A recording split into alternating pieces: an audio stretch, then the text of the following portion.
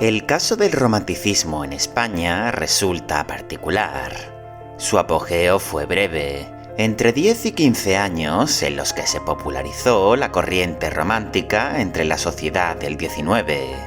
Pero en estos años los autores románticos dotaron a la vertiente española de este movimiento de unas características únicas. Para entenderlas, veamos el contexto histórico y cultural en el que surgió. A inicios del siglo XIX, Europa estaba en pleno cambio cultural y social, abandonando las ideas de la Ilustración y en busca de nuevas formas de relacionarse con el mundo. El romanticismo del norte de Europa se caracterizó por ser un movimiento de avance, en sentido opuesto a lo que estaba ocurriendo con respecto a las artes neoclásicas en esos países durante el siglo XVIII. Los románticos del norte de Europa buscaban nuevas formas de relacionarse con el mundo en sentido intelectual, y para ello desarrollaron las ideas que iban a caracterizar al romanticismo, como la importancia de las pasiones y los sentimientos en la manera en que el ser humano interactúa con la naturaleza y el mundo que le rodea, o el desarrollo y crecimiento de la industria en esa parte del continente. En España, como la industria no estaba creciendo con la misma intensidad, los románticos españoles optaron por vincular sus emociones con la naturaleza, tomando decisiones basadas en cómo se sentían emocionalmente frente a este entorno. En resumen, el romanticismo español se enfocó en la libertad del individuo, la pasión y los sentimientos, y la naturaleza como fuente de inspiración. Esto lo vemos claramente en las letras hispánicas de la época. Y como muestra, hoy os traemos el análisis de una de las obras representativas de este periodo, Don Álvaro la fuerza del Sino, del Duque de Rivas.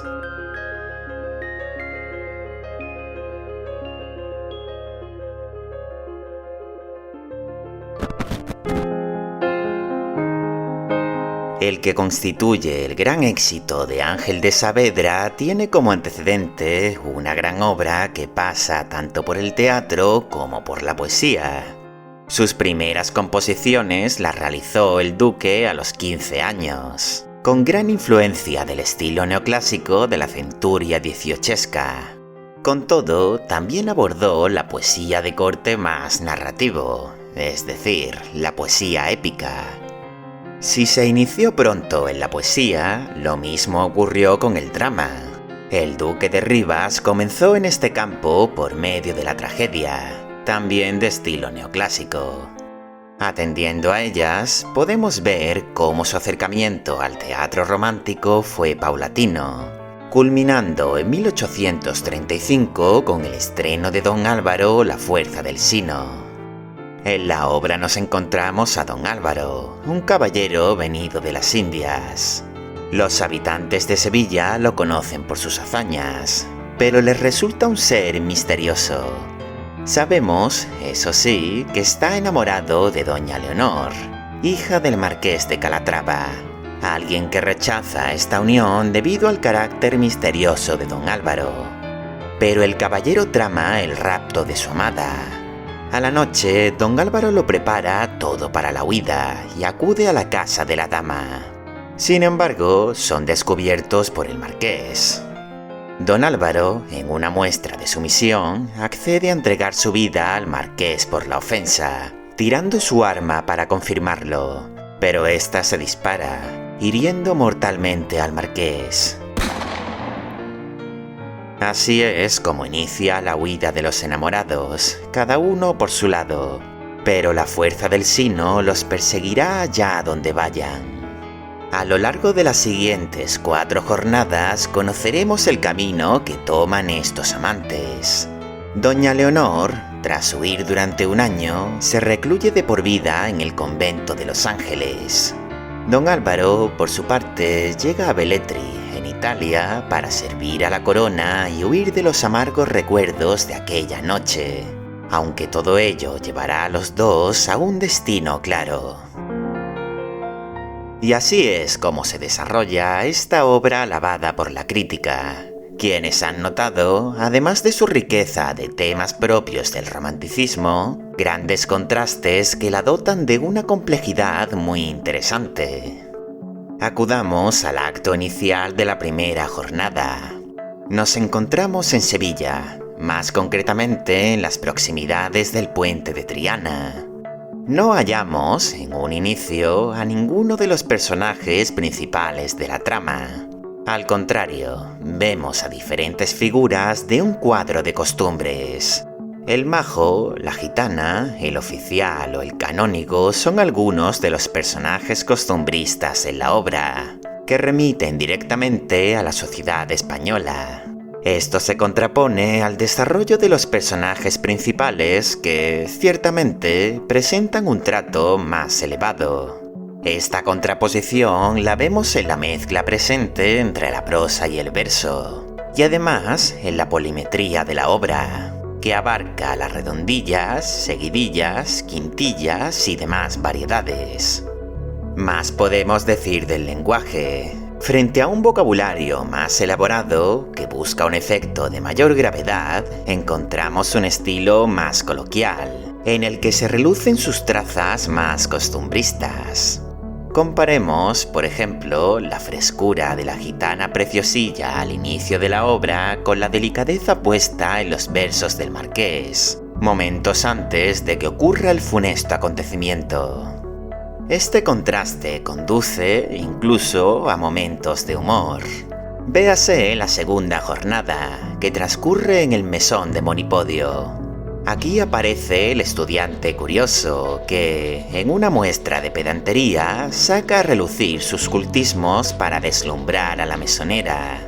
Cuando se le sirve el cocido, este estudiante compara la cena con la ambrosía, el alimento de los dioses en mitología. Su alarde no tiene éxito, pues la mesonera se ofende al creer que el bachiller está comparando su comida con la de la tía Ambrosia, de calidad inferior. El contraste aparece también en la cantidad de escenarios presentes. En el espacio de 5 años pasamos por Sevilla, la provincia de Córdoba, Italia, un convento, un campo de batalla. Claro atentado a las unidades de tiempo y lugar que, no obstante, se cumplen dentro de cada jornada. Y la oposición entre los personajes enriquece aún más la obra. Don Álvaro, indiano que representa una concepción liberal de la sociedad. El Marqués de Calatrava, que muestra actitudes propias del antiguo régimen. Sus hijos, quienes, en sed de venganza por la muerte de su padre, se desmarcan del honor propio de su estatus. Frente a esta disparidad, es comprensible que el estudio del Don Álvaro haya dado pie a diversas interpretaciones, a menudo opuestas entre sí. Para algunos, la obra de Rivas es una expresión simbólica de la ruptura de los valores de la Ilustración. El romanticismo dejó atrás esa perspectiva del siglo anterior, y los acontecimientos del Don Álvaro estarían presididos por ese sino, esa fatalidad que conduce a una falta de valores. Otra vertiente asigna a la obra una lectura religiosa. El destino trágico de los enamorados es fruto de la providencia divina, que castiga sin concesión alguna el pecado inicial que buscaron cometer. ¿Y qué podemos decir de la cara opuesta? La visión anticristiana ve el mundo del Don Álvaro como un entorno rodeado de tragedia, con un protagonista que, mientras más se aferra a sus principios de honor, se va alejando de los valores de la Iglesia, mientras el recuerdo y su constante caza lo acechan. Otra interpretación más sociopolítica tiene cabida en la opinión de otros críticos, quienes ven la ruptura inevitable del viejo orden establecido. El indiano Don Álvaro sería visto, a ojos de figuras como el Marqués de Calatrava y sus hijos, alguien ajeno a este sistema. Las desgracias acontecidas tienen como origen la rigidez de un sistema que, al no abrirse a las novedades de su tiempo, representadas en el personaje de Don Álvaro, da lugar a conclusiones trágicas.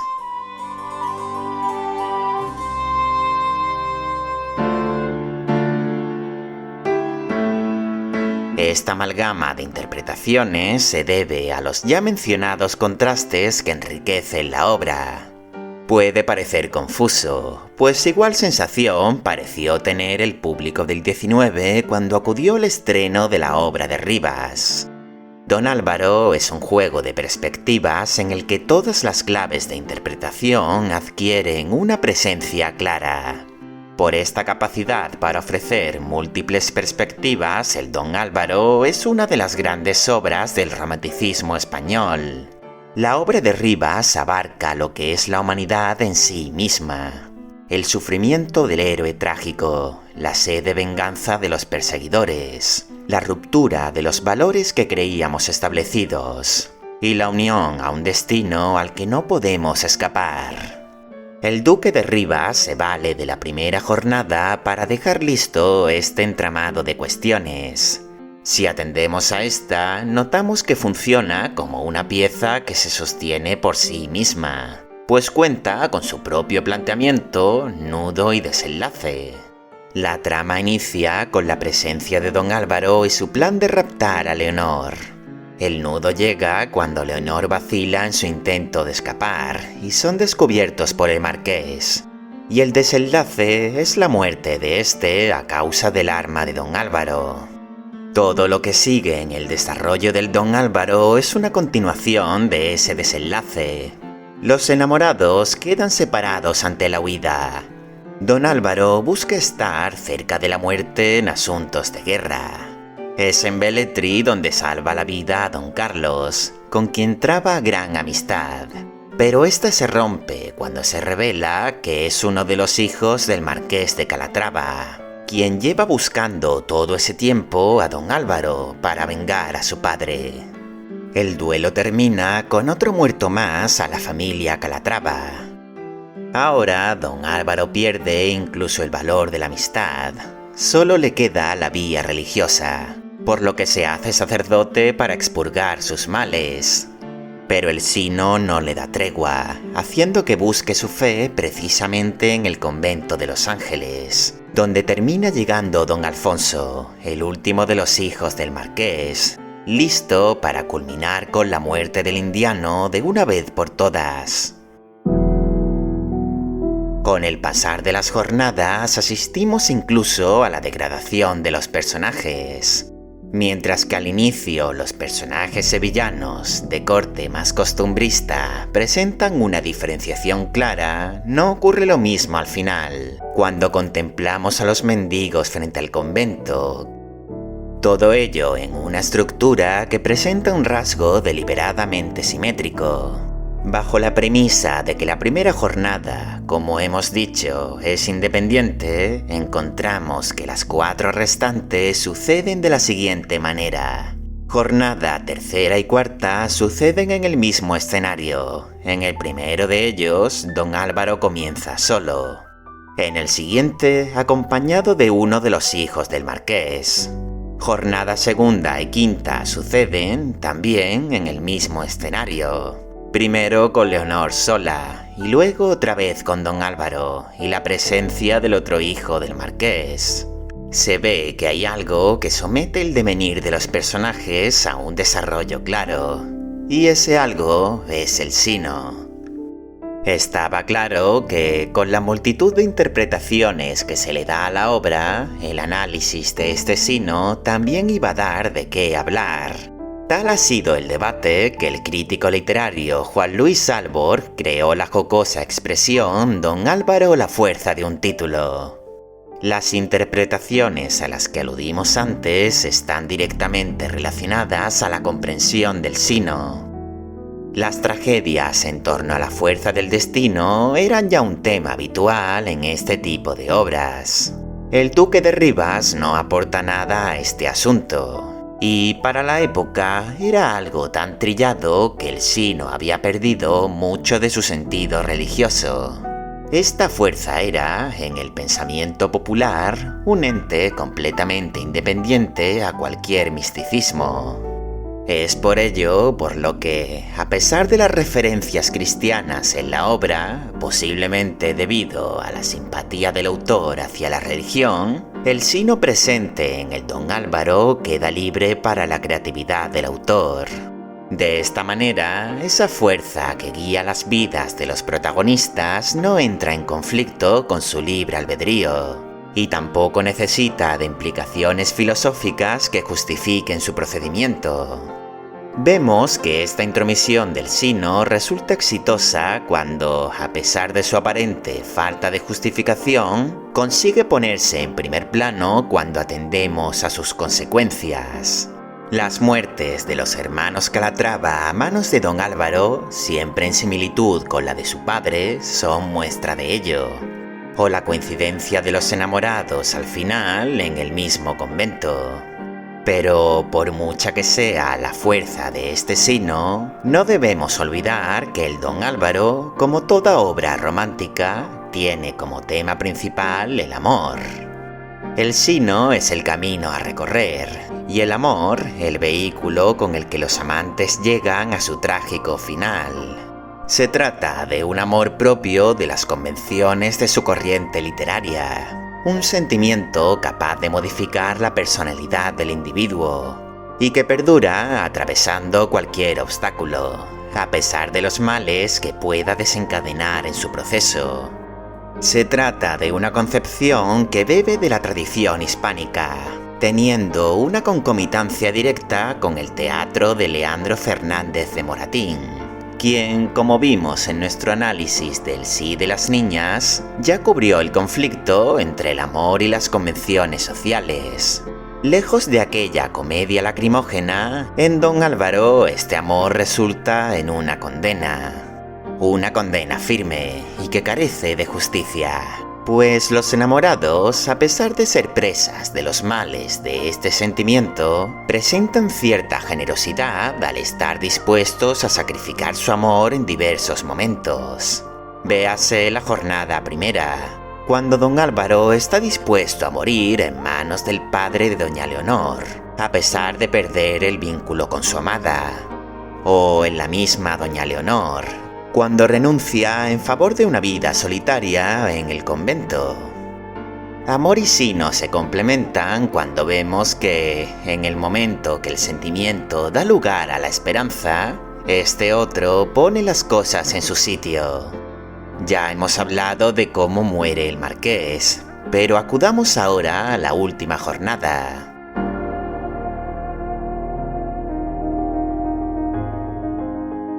Don Alfonso revela el misterio de Don Álvaro. El indiano resulta ser el hijo de un virrey y una princesa inca que buscaba devolver el honor a su familia. El hijo del marqués, lejos de verlo ahora como un igual, lo infravalora todavía más por la oposición a la corona que cometió su familia. Esto termina por enervar a Don Álvaro, que acepta el duelo propuesto por Don Alfonso. Se pierden entre los peñascos, mientras los truenos hacen acto de presencia, clara representación del ánimo del héroe trágico en la naturaleza. Y al igual que las dos muertes anteriores, el último varón de los Calatrava pierde el duelo a manos de Don Álvaro. Este pide la extrema unción, pero el indiano, aun siendo a estas alturas sacerdote, está incapacitado debido a todos sus pecados, por lo que acude donde se encuentra un religioso retirado del mundo, para que rompa su destierro voluntario en beneficio del moribundo. Pero este religioso resulta ser Doña Leonor, quien ya comentamos que terminó en el convento de Los Ángeles guiada por su destino fatal. La dama encuentra a su hermano herido mortalmente y corre hacia él. Pero cuando llega, Don Alfonso ve en ella el origen de la deshonra de su familia, acabando en un último acto con su vida. A estas alturas, don Álvaro ha atentado contra las principales instituciones de su tiempo. El patriarcado, con la muerte del marqués. La aristocracia, con el final de todos los Calatrava. Ahora atenta contra la misma Iglesia, cuando se autodenomina un enviado del infierno, y se dispone a ingresar en el Averno por medio del suicidio. Así acaba el don Álvaro, con la muerte del héroe romántico, mientras los frailes claman misericordia.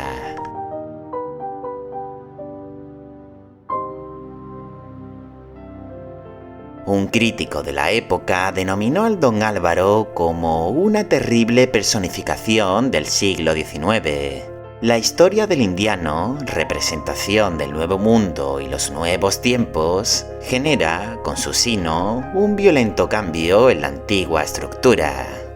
De la misma manera, el duque de Rivas, a través de un registro variado de formas y temas, logró una obra que, en su estreno, seguramente escandalizaría a muchos, pero encumbró al romanticismo como un movimiento definitivamente asentado en nuestras letras hispánicas. El don Álvaro es muestra de que, a menudo, atentar contra los viejos valores abre nuevos caminos al arte y a nuestra concepción del mundo. Si te ha gustado el vídeo, te invito a suscribirte a Demiurgo, así como dar me gusta y dejar tu opinión en la sección de comentarios. Muchas gracias.